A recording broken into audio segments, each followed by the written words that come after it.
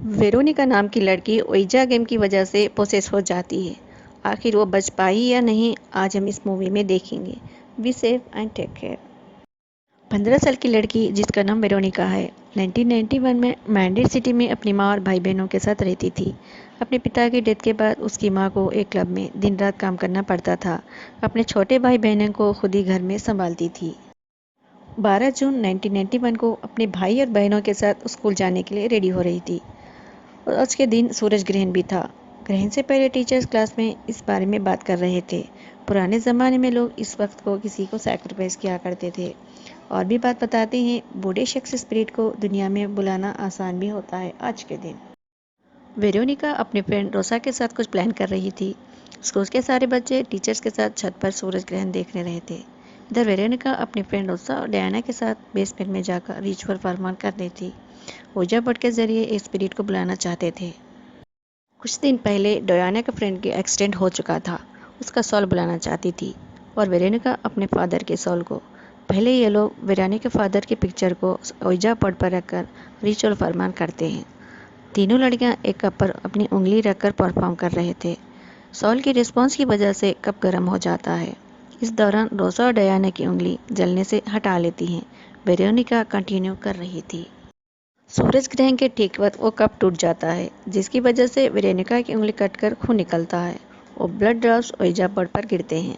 तभी paranormal activity शुरू होते हैं। वेरोनिका चुप्पे से बैठी हुई होती है। ओइजा बोर्ड 2 टुकड़े में बट जाता है और वो नीचे गिरकर कुछ बोल रही थी। अचानक चिल्ला लगती है और बेहोश हो जाती है। स्कूल की हॉस्पिटल एक डॉक्टर चेक कर रही थी। समझ रही थी आयरन की कमी की वजह से बेहोश हो गई हो। घर वापस जाते वक्त वेरोनिका नोटिस करती है कि एक ब्लाइंड नन उसको घूर रही है। उस नन को सिस्टर डेथ भी कहते हैं। घर जाने के बाद उससे अजीब बिहेवियर करने लगती है। उसके कंधे पर हाथ का निशान भी होता है। उसी दिन अपने भाई को नहला रही थी। कुछ आवाज़ें सुनाई देती है। जाकर देखते हुए तभी उस रूम में वो लॉक हो जाती है। उस रूम के अंदर ही उसके भाई की आवाज़ सुनाई देती है। किसी तरह उस रूम से बाहर निकलती है। कोई बाथटब में गर्म पानी का वाल्व खोल दिया था, जिसकी वजह से एंटोनिटो चिल्ला रहा था। उसकी बॉडी जल गई थी। उसी रात एक ख्वाब देखती है कि उसके फादर उसे बुला रहे हैं। उसको कुछ स्पिरिट्स के साथ झगड़ लेती हैं। उसके फादर भी एक डीमन बन जाते हैं और ऑर्डर देते हैं कि उस पर अटैक करे। अगले दिन रोसा वेरोनिका को इग्नोर कर रही थी। वापस अकेली उस बेसमेंट में जाती है। वहाँ उसे ब्लाइंडन मिलती है। वो बताती है कि तुमने उस डीमंस को साथ कांटेक्ट करके बहुत गलती की है। ऐसा करने से उसके फादर की सोल इस दुनिया में तो नहीं आई, किसी और की सोल आई है। वो सोल हर वक्त तुम्हारे साथ होगी। और ये भी बताती है जब वो ठीक थी उन्हें सब कुछ नज़र आती थी। वो तंग आकर खुद अपनी आँखों को डैमेज कर लिया था। उन्हें बाद में पता चला इन चीज़ों को देखने के लिए इंसान की आँखों की ज़रूरत नहीं होती। जाने से पहले कहती है वेरोनिका को खुद अपने भाई बहनों का प्रोटेक्ट करना पड़ेगा। वेरोनिका प्रोटेक्टिव सिंबल्स को अपने घर में लगाती है। इसका कोई असर नहीं पड़ता। वो अपनी हरकतें चालू रखता है। वेरोनिका देखती है कि वो स्पिरिट लुसिया का गला दबा रहा है। उसे बचाने लगती है। लुसिया समझती है वेरोनिका नहीं ऐसा कर रही है। वो समझाती है ऐसा कुछ नहीं है, हमारे घर में कोई स्पिरिट आ चुका है, वही यह सब कुछ कर रहा है। उस रात वेरोनिका एक ख्वाब देखती है। उसकी माँ, भाई और बहन उसे मारने की कोशिश कर रहे हैं। वो डरकर जाग जाती है। वो देखती है मैट्रेस पर खून का धब्बा है और जला हुआ भी। ऐसे निशान घर के सारे मैट्रेस पर भी थे।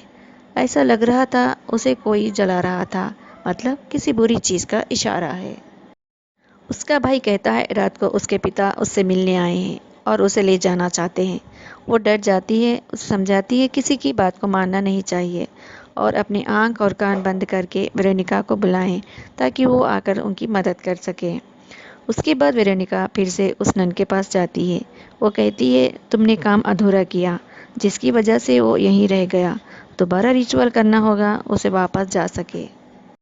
हेल्प के लिए अपने फ्रेंड रोसा के पास जाती है। वो इनकार करने से वेरोनिका अकेली पड़ जाती है। इसलिए वो बोर्ड को जोड़कर उस गेम को अपने बहनों के साथ स्टार्ट करती है। दीवार पर अपने भाई को प्रोटेक्टिव सिंबल बनाने को कहती है। वो गलती से इन्वोकेशन सिंबल्स बना देता है। रिचुअल शुरू करके उस शैतान को इस दुनिया से छोड़कर जाने को कहती है। वो मना करता है। वेरोनिका बुक्स देखकर कर रही थी। वो सीधा उनके सामने आ जाता है। वेरोनिका डरकर पुलिस को कॉल करती है। वो स्पिरिट उसके भाई को ले जा रहा था। वेरोनिका अपने भाई और बहनों को लेकर बाहर भागती है।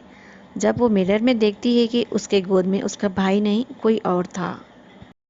जब वो होश में आई तो ये सब बंद कर दिया। उस डीमन का मकसद पूरी तरह वेरोनिका पर हावी होना।